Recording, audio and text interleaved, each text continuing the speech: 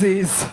Imana yo mu ijuru ibaho umugisha. Na madame tubana sinarenzi ko ari uwo yakoreye surprise. My wife as well, I didn't know she would give the gift.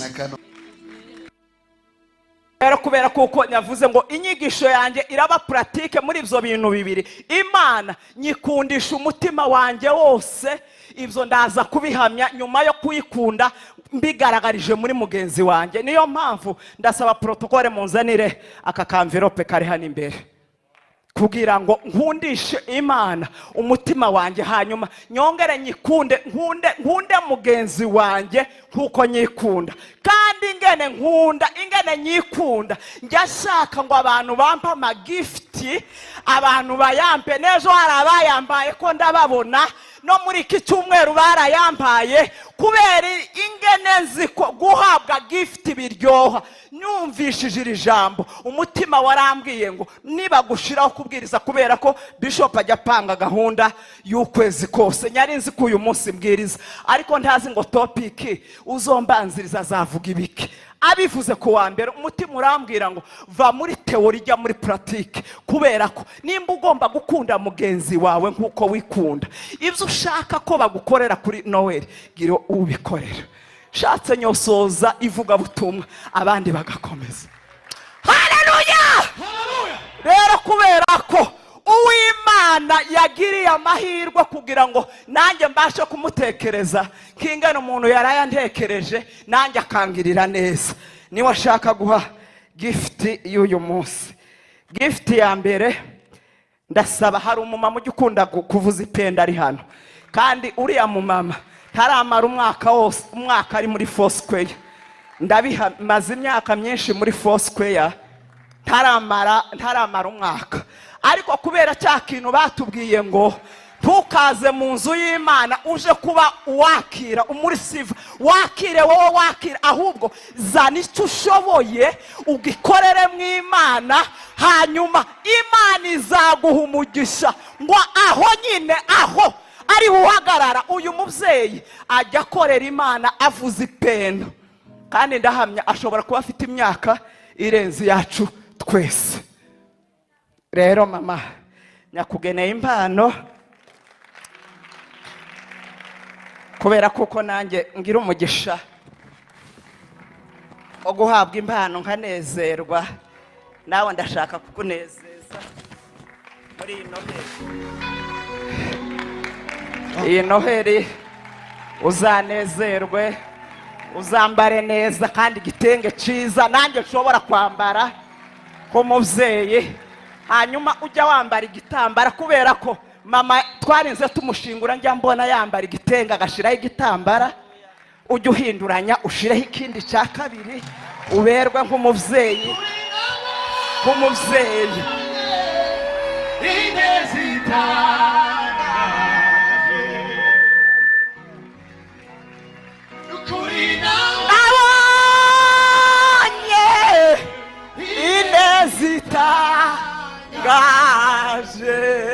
Haleluya!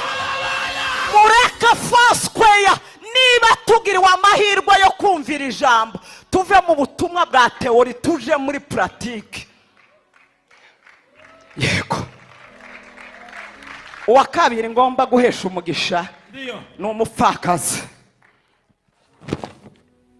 Ndasaba mama wa Eric, nimba ari muri aya materaniro atambuke. Mama Eric, imba ari muri aya materaniro, sinzi ko yarimo, ariko ni ku mutima wambwiye ngo mpa umuntu ukuze pe n'umupfakazi. Kandi ibi ntabwo nyabivuganye n'umuryango unyoboye cyangwa iyi miryango ine cyangwa umutware wanjye. Nyabivuganye n'umutima n'ijambo ngiye kubwiriza. Nimba mama Eric adahari, Eric niba haratambuke kugira ngo nkimuheze mu cimbo cya mama we. Umutima wambwiye ngo gift uyihere ku mupfakazi, hanyuma uyihe n'umumama ukuze. Mikoro yanje tuyihindure hahandi yarira yihuyugumisha.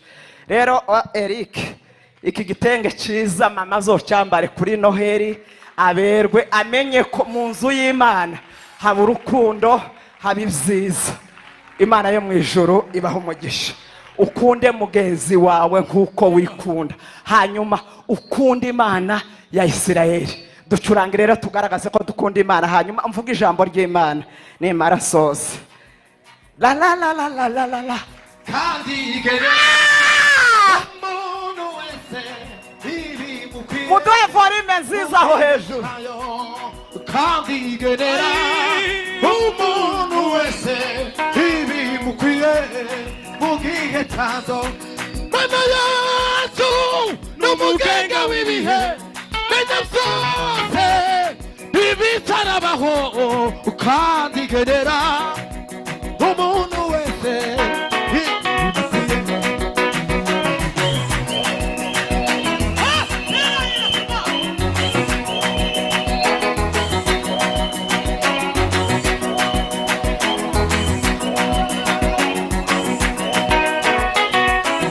turagukunda mana we turagukunda kandi dukunda bagenzi bacu kuko twikunda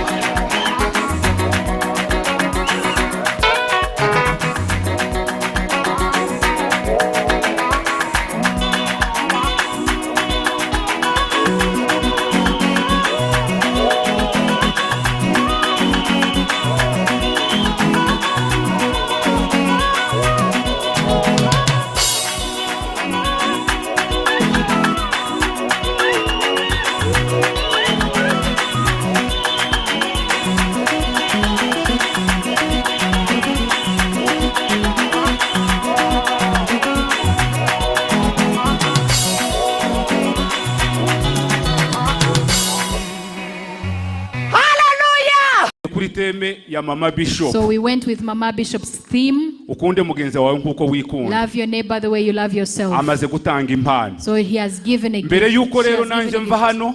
Before I leave here, umwanya wanje nayi nahawe my time as I kugira ngo conclude, Bishop akomerezeho gahunda so that Bishop might aze continue kutwakirira umushitsi. to welcome the visitor. Ndasaba abo twateguranye kugira ngo batambuke famiye zose mutambuke hano. Those families who was hosting Ziriya today, famiye ko ari eshatu mutambuke hano. the 3 families hosting Dukore today, igikorwa kimwe. you are welcome to stand Mbere here yuko mpa Bishop kugira ngo akomeze for us to do a symbol atwakirira umushitsi aze kutwakirira n'umuvuga butumwa. before we welcome Bishop. Mukomeze You can mukomeze continue. gutya. Imana ibaho umugisha. Ya. Twateguye impano natwe. We have a gift as well. Mu byukuri tuza gutegura.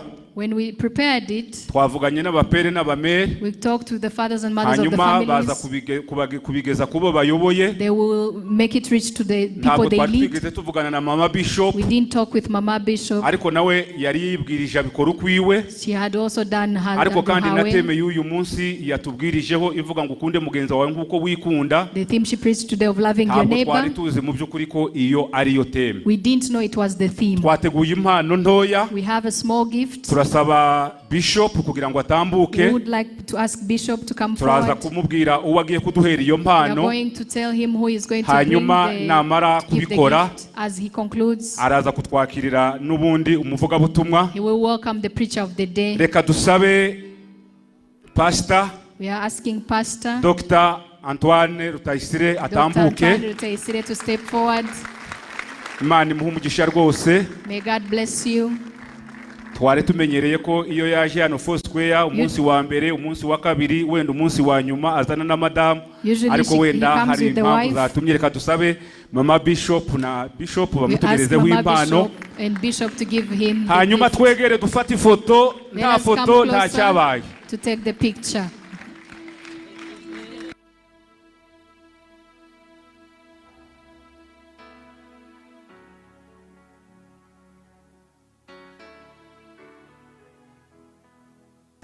barakoze cyane Imana ibaho umugisha. Thank you very much. hari abatari kuzabona wenda ifoto bari kumwe na Canon ariko bagize amahirwe.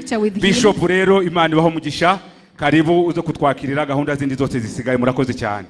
Reka dukomere Imana amashyi tuyakome tubitekerejeho cyane. Think about it. Wow, amasurprise ni menshi. Surprises are many. Na madame tubana sinarenzi ko ari uwo yakoreye surprise. My wife as well, I didn't know she would give the gift. Na Canon sinarenzi ko ari cyo mwateguye. And I didn't know there was something for Dr. Canon. Ariko ari cyo bivuga. But it means something. Ni ikimenyetso kivuga ngo turazirikana. It is a sign that we are remembering. Turazirikana. We are remembering. Bihagaciro cyane. It's very precious to me. This last week, there's a pastor called Bugembe Wilson. He sent a gift through someone to bring it to me. From Uganda coming here.